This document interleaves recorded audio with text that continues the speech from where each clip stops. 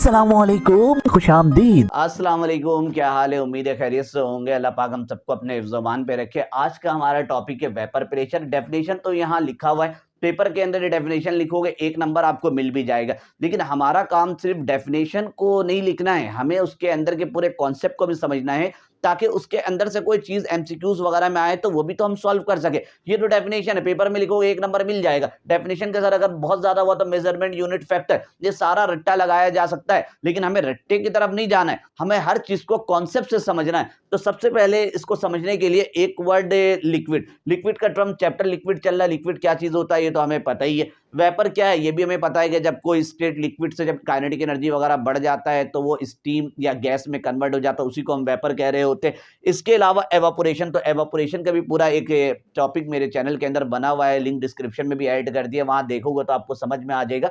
Evaporation और boiling दोनों अलग अलग चीजें। बॉइलिंग के अंदर हम खुद से हीट प्रोवाइड करते हैं, जबकि एवापोरेशन के अंदर हम हीट प्रोवाइड नहीं करते, वो सराउंडिंग की मदद से एनर्जी ले लेता है, जिसकी वजह से सरफेस का काइनेटिक एनर्जी बढ़ जाता है और वो वेपर में कन्वर्ट हो जाता है। ये तो मैंने शॉर्ट में बताया, पूरा अगर डिटेल देखना है तो मेरे चैनल के अंदर मौजूद है, और बॉइलिंग और एवापोरेशन के दरमियान डिफरेंस का भी एक वीडियो मौजूद है। इसके अलावा एक टर्म कंडेंसेशन नजर आ रहा है, हो सकता है ये आपके लिए नया हो, क्योंकि मैंने बहुत स्टार्टअप में जब केमिस्ट्री के आदाब पढ़ा रहा था, एक प्लेलिस्ट है उसके अंदर कंडेंसेशन पढ़ा था। खैर अगर भूल गए हो तो यहाँ पर हम उसको शॉर्ट रिव्यू में देख लेते हैं, जो जो चीज शॉर्ट रिव्यू में चाहिए यहाँ मैंने लिख दिया। देखिए, अगर कुछ इस सॉलिड को अगर हम लिक्विड में बदलते हैं तो उसको हम कहते हैं मेल्ट होना, या मेल्टिंग, जिस टेम्परेचर में होता है मेल्टिंग पॉइंट कहते हैं उसको। जब लिक्विड से किसी चीज को हम गैस में कन्वर्ट करते हैं तो उसको हम बॉइलिंग कहते हैं या तो एवापोरेशन कहते हैं। वो दोनों भी मेरे चैनल के अंदर मौजूद है, दोनों के अंदर डिफरेंस कैसे कैसे होता है सारी चीजें लिखी हुई। अब गैस के बाद अगर और एनर्जी देंगे तो फिर वो प्लाज्मा वगैरह में जाएगा, आयोनाइजेशन, हम उस तरफ नहीं। अब गैस से वापस लेकर आना उसको, अगर गैस या वेपर दोबारा से लिक्विड में आ जाए तो उसको हम कहते हैं कंडेंसेशन। यहां पर मैं लिख देता हूं कि भाई जब गैस कन्वर्ट इनटू लिक्विड, जब गैस लिक्विड में कन्वर्ट होता है तो उस प्रोसेस का नाम होता है कंडेंसेशन। अब अगर लिक्विड सॉलिड में कन्वर्ट हो तो फिर वो फ्रीजिंग के अंदर जाता है, उस तरफ आपने नहीं जाना, उसका कोई कहानी नहीं। कंडेंसेशन एक टर्म आपको पता होना चाहिए। एक टर्म है रिवर्सिबल। रिवर्सिबल का मतलब होता है कि रिएक्टेंट से प्रोडक्ट भी बनना और प्रोडक्ट से रिएक्टेंट भी बनना। ये रिवर्सिबल आपको 9-10 के अंदर पूरा डिटेल में पढ़ाया जाता है, पूरा एक चैप्टर है केमिकल इक्विलिब्रियम के नाम का। कुछ यूं होता है कि भाई जैसे रिएक्टेंट से प्रोडक्ट बन गया, अब ये वापस नहीं आ सकता। एक बार रिएक्टेंट प्रोडक्ट में कन्वर्ट हो गया तो हो गया। एक होता है रिएक्टेंट से प्रोडक्ट भी बनता है और प्रोडक्ट से रिएक्टेंट भी बनता है, इसको हम कहते हैं रिवर्सिबल, जिसमें दोनों साइड काम चल रहा होता है। रेट ऑफ फॉरवर्ड भी होता है और रेट ऑफ बैकवर्ड भी होता है। रिएक्शन आगे भी जा रहा होता है किसी स्पीड से, रिएक्शन पीछे भी आ रहा होता है। तो इस वाले रिएक्शन, इस एरो को हम कहते हैं रिवर्सिबल कहते हैं, और ये जो आना जाना कर रहा है इसको हम कहते हैं इक्विलिब्रियम। अब इक्विलिब्रियम के अंदर भी दो टर्म होता है, एक होता है स्टैटिक इक्विलिब्रियम और एक होता है डायनेमिक इक्विलिब्रियम। ये फिजिक्स के अंदर आपको डिटेल में पढ़ाया जाता है। स्टैटिक इक्विलिब्रियम जो रेस्ट हालत में आ जाए। इक्विलिब्रियम के दो टाइप्स है, उनमें से एक टाइप यहाँ पे डायनेमिक इक्विलिब्रियम है, क्योंकि इसके अंदर जो इक्विलिब्रियम का टर्म जो इस्तेमाल हो रहा है ये कोई स्टैटिक इक्विलिब्रियम नहीं है, ये याद रखिएगा डायनेमिक इक्विलिब्रियम है। यहाँ पर ये डायनेमिक इक्विलिब्रियम के अंदर, डायनेमिक का मतलब होता है मोशन। स्टैटिक इक्विलिब्रियम के अंदर तो कोई चीज रुक जाता है, स्टॉप, रेस्ट हालत में आ गया, उसको स्टैटिक इक्विलिब्रियम कहेंगे। डायनेमिक के अंदर ऐसा नहीं होता, डायनेमिक के अंदर मुसलसल मोशन जारी रहता है, वो कोशिश कर रहा होता है, चल रहा होता है, लेकिन आगे भी नहीं बढ़ रहा होता, पीछे भी नहीं आ रहा होता है। आसान से अल्फाज में अगर मैं बात करूं, जॉगिंग मशीन चल रहा है तो जॉगिंग मशीन में बंदा मुसलसल दौड़ता रहता है, मशीन उसका एक तरफ पीछे की तरफ आ रहा होता है मशीन जो है, और इंसान आगे की तरफ दौड़ रहा होता है। इस इक्विलिब्रियम को आप डायनेमिक इक्विलिब्रियम के अंदर ऐड कर सकते हो। तो यहां पर भी कुछ ऐसा ही होना है कि रेट ऑफ फॉरवर्ड भी होना और रेट ऑफ बैकवर्ड भी होना है। तो ये सारी चीजें, वैसे ये तीनों टर्म आपको 9-10 के अंदर पूरा डिटेल में पढ़ाया जाता है, यहां पर भी हम पढ़ेंगे। यहां पर भी आगे के चैप्टर केमिकल इक्विलिब्रियम बना हुआ, वहां जाएंगे तो फिर पूरा डिटेल केमिकल इक्विलिब्रियम का भरा पड़ा हुआ। तो ये इस एरो का नाम क्या है, तो इस एरो का नाम होता है इरिवर्सिबल, और ये वाला जो एरो होता है इसका नाम होता है रिवर्सिबल, जिसमें रिवर्स आ सकता है। रिएक्टेंट से प्रोडक्ट भी बन सकता है और प्रोडक्ट से रिएक्टेंट भी बन सकता है। आसान से अल्फाज में अगर इसका कोई एग्जाम्पल बात करूं तो भाई बर्फ से पानी बन सकता है, पानी से बर्फ बन सकता है, फिर पानी से बर्फ, बर्फ से पानी, इस सिलसिला चलता रहेगा। इसको रिवर्सिबल में डाल सकते हो।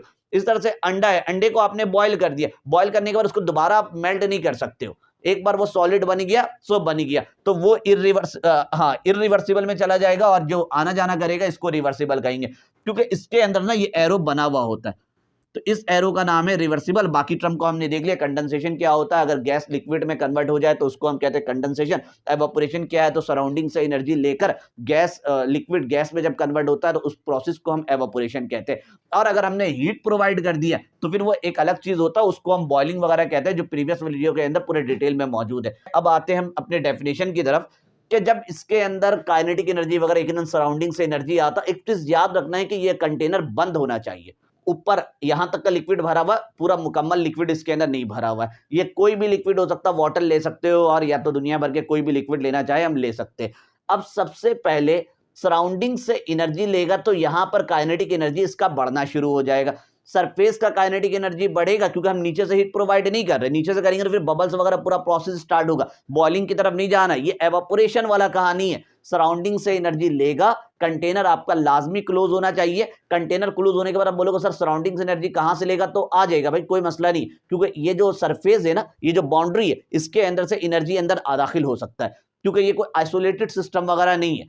तो अंदर पहुंचा इसके अंदर कहीं से भी एनर्जी, और यहां का जो सरफेस का है, सरफेस की काइनेटिक एनर्जी वगैरह बढ़ जाएगी और यहां से ये लिक्विड वेपर में कन्वर्ट होना स्टार्ट होगा। ये रहा, अब वेपर आना स्टार्ट हो गया यहां पर।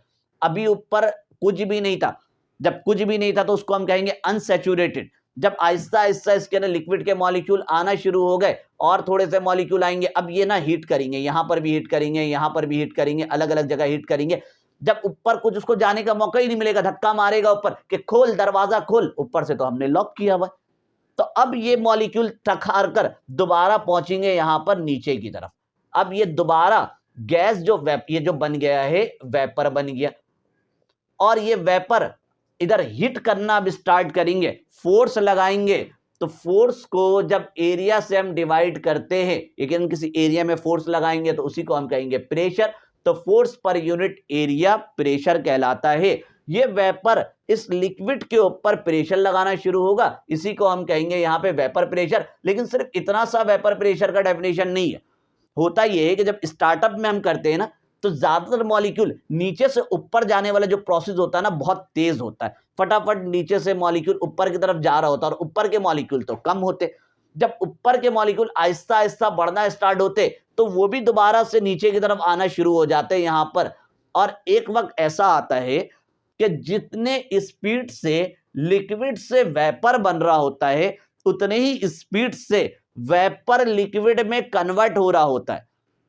जब लिक्विड वेपर में कन्वर्ट होगा तो इसको हम कहेंगे एवापोरेशन। ये लिख देता हूं कि जब लिक्विड वेपर में कन्वर्ट होगा तो इसको हम कहेंगे एवापोरेशन।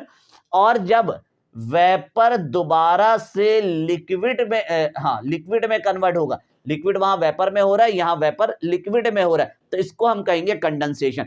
दोनों का रेट बराबर हो जाता है। अगर मैं लिखूं यहां पे rate of evaporation is equal to rate of condensation, दोनों बराबर हो गया, इसी को हम कहते हैं इक्विलिब्रियम आ गया। लेकिन ये रुकता नहीं, बार बार कह रहा हूं, ये नहीं कि दोनों बराबर रेट में आ गया, मुसलसल ये सिलसिला जारी रहता है। जैसे कि यहां पे टोटल मॉलिक्यूल अगर 20 आ गया, तो अब यहां से एक और मॉलिक्यूल जो लिक्विड का उड़कर ऊपर जाएगा, तो ऊपर कितना हो जाना चाहिए आपके हिसाब से? 21 हो जाना चाहिए। लेकिन जैसे ही एक मॉलिक्यूल उड़कर ऊपर जाएगा तो ऊपर का एक मॉलिक्यूल नीचे आके लिक्विड बन जाएगा। यहां पे दोबारा से 21 होने वाला था, 20 हो गया।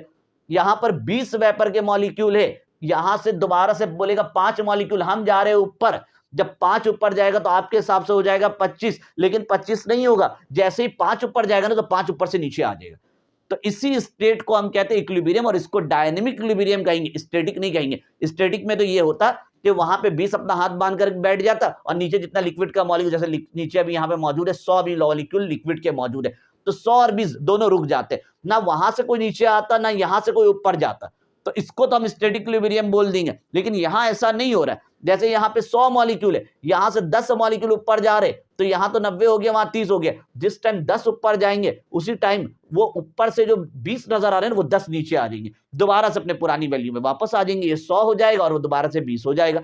तो इस इक्विलिब्रियम को हम कहते हैं डायनेमिक इक्विलिब्रियम। और ये रिवर्सिबल प्रोसेस है क्योंकि दोनों तरफ हो रहा है ना, नीचे से ऊपर भी जा रहा है और ऊपर से नीचे भी आ रहा है, तो इसी को हम क्या कहते हैं, रिवर्सिबल कहते हैं। आपको स्टार्टअप में बताया था रिवर्सिबल वगैरह आपको पता होना चाहिए। इरिवर्सिबल में सिर्फ वन साइडेड होता है। और एक चीज याद रखिएगा, स्टार्टअप में ना ऊपर का जगह खाली था, तो रेट ऑफ एवापोरेशन तेजी में होता है और rate of condensation slow slow होता है।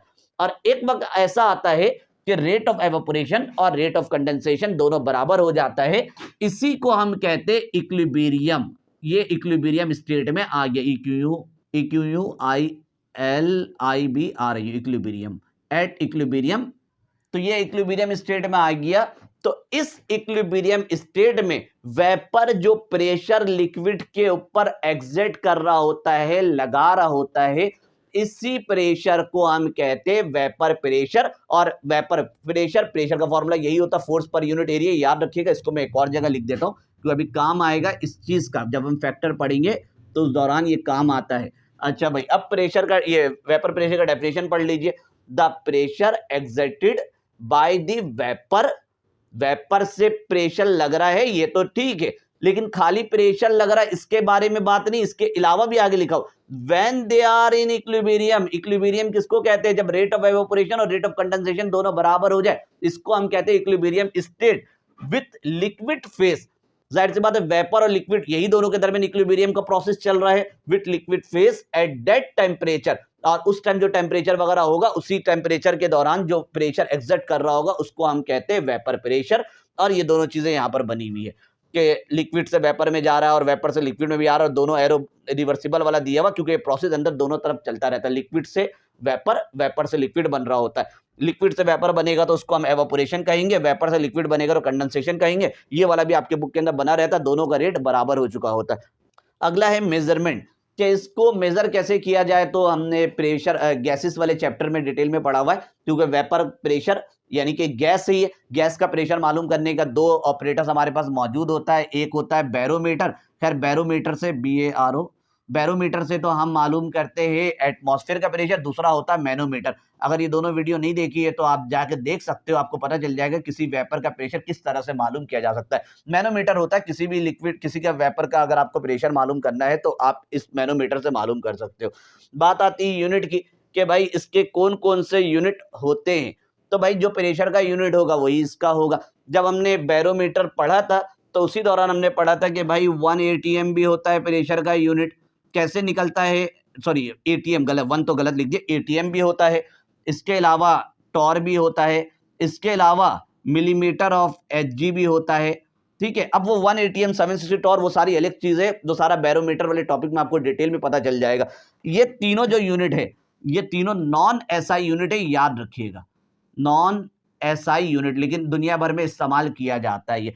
और अगर SI यूनिट में अगर हम बात करें तो SI के अंदर इसी से निकलेगा, फोर्स का जो यूनिट होता है न्यूटन होता है, और एरिया का होता है मीटर स्क्वायर। अब ये लोग कहां से निकल कर आते हैं, तो ये तो आपको बैरोमीटर वाले टॉपिक में पता चल जाएगा कि टॉर का जो वर्ड आता है वो टॉरिजली साइंटिस्ट के नाम से निकल कर आता है। मिलीमीटर ऑफ Hg, क्योंकि साइंटिस्ट ने जो काम किया था वो मरकरी को लेकर किया था। ATM उसने सपोज किया था एटमॉस्फेयर का 1 ATM। तो ये सारी चीजें ना आपको बैरोमीटर वाले टॉपिक में सब कुछ डिटेल में मिल जाएगा कि सब आता कहां से, सारा नाम कहां से वजूद में आया। ये तो चलो समझ में आता है कि इससे ड्राइव होकर आया, ये सारा कहां से ड्राइव होकर आया है, तो वहां पे टॉरिजली वगैरह सारा कुछ आपको डिटेल में नजर आ जाएगा। ये तो हो गया डेफिनेशन, और मेजरमेंट किससे करते हैं वो भी हो गया, यूनिट भी हो गया। अब बहुत अहम चीज बाकी है यहाँ पर, फैक्टर, कि किस किस फैक्टर पर ये डिपेंड करता है जिसकी वजह से ये जो हमारे पास वेपर प्रेशर है या तो ज्यादा हो जाए या तो कम हो जाए। तो जो चीजें लिखनी है लिखिए, क्योंकि सारी चीजें मुझे हटानी है यहाँ से। अब हमने आखिरी चीज फैक्टर पे बात करनी है कि भाई किस किस फैक्टर पर वेपर प्रेशर डिपेंड कर रहा होता है, और फिर मैं आपको ये भी बताऊंगा कि ऐसे कौन कौन से फैक्टर है जिसके अंदर डिपेंड नहीं कर रहा होता, क्योंकि MCQs में ना वो वाला भी आ जाता है जिसपे डिपेंड नहीं कर रहा होता है।